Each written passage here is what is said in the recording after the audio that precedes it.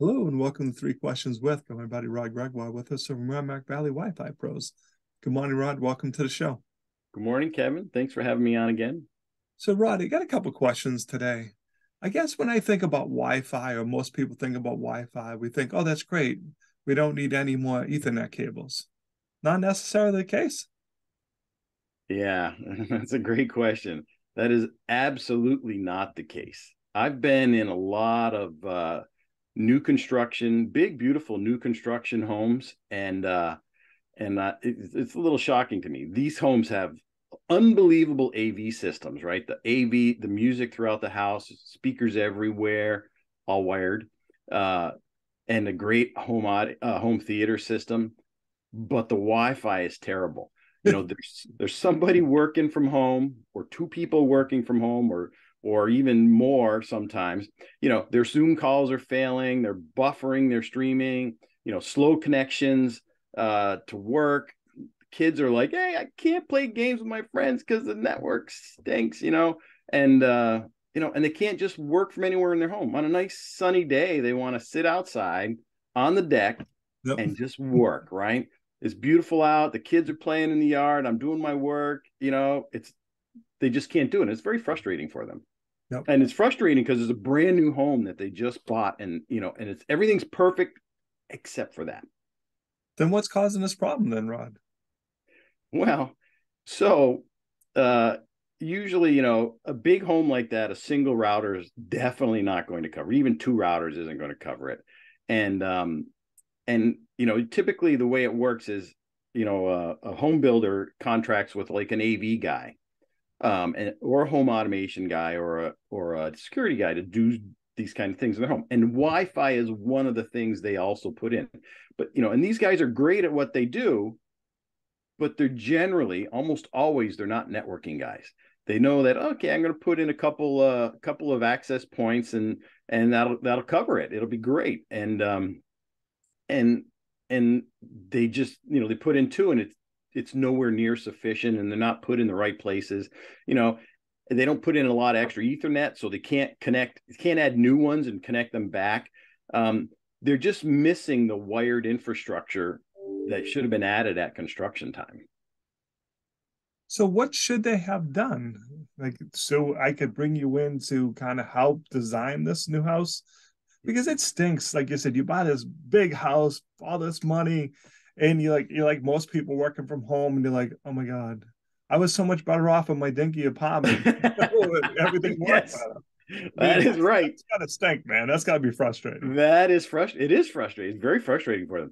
So, really every home is different, right? So you need a Wi-Fi and a home network that's designed for your home. It takes into account what are your security needs for the home. If you're working from home, you definitely want to keep your work and home stuff separate, and you can design that in. You want to make sure you have enough Wi-Fi devices placed in your home in the right places so that you got total coverage inside and outside.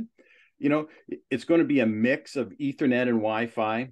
APs definitely need access points, definitely need the Ethernet backhaul to work great. Anytime you're putting a Wi-Fi device, they work best when there's an Ethernet backhaul. And you think about high devices that use a lot of data and are stationary.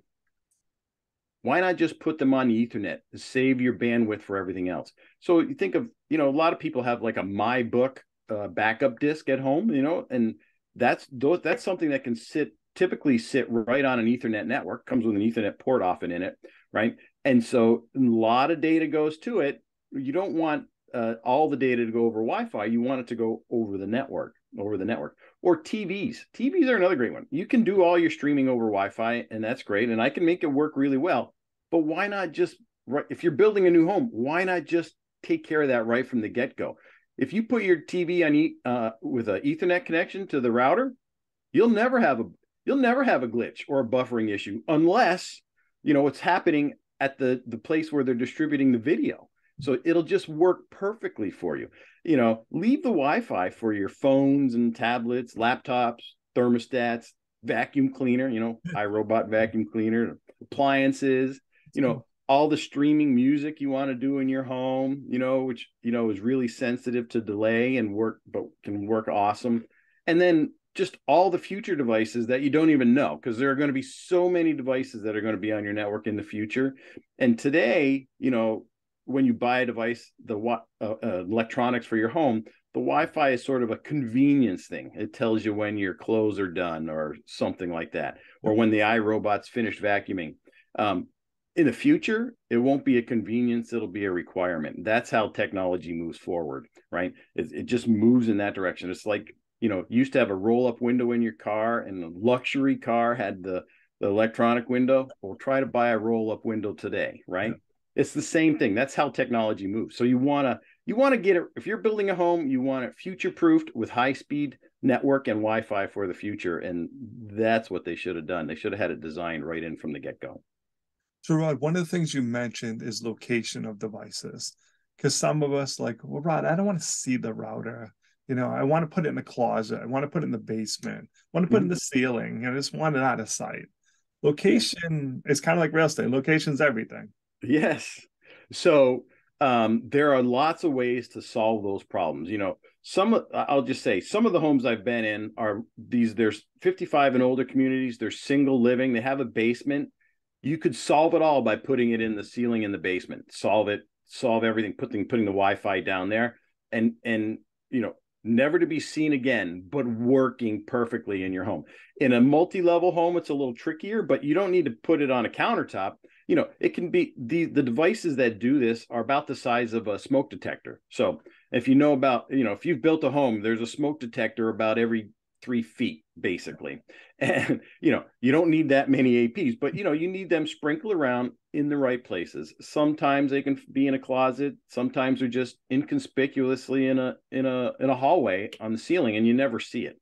Never, ever see it again. Unless, you have to be looking up at your ceiling to do that. And so they can all be put in places where you just won't ever see them or notice them. So Rod, what's the best way for people to reach out to you? How can they learn more? Great.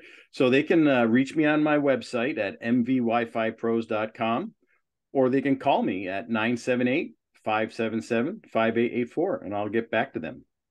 Rod, I appreciate you taking a few minutes calling to the show. And as always, thanks for being my friend. Thanks, Kevin.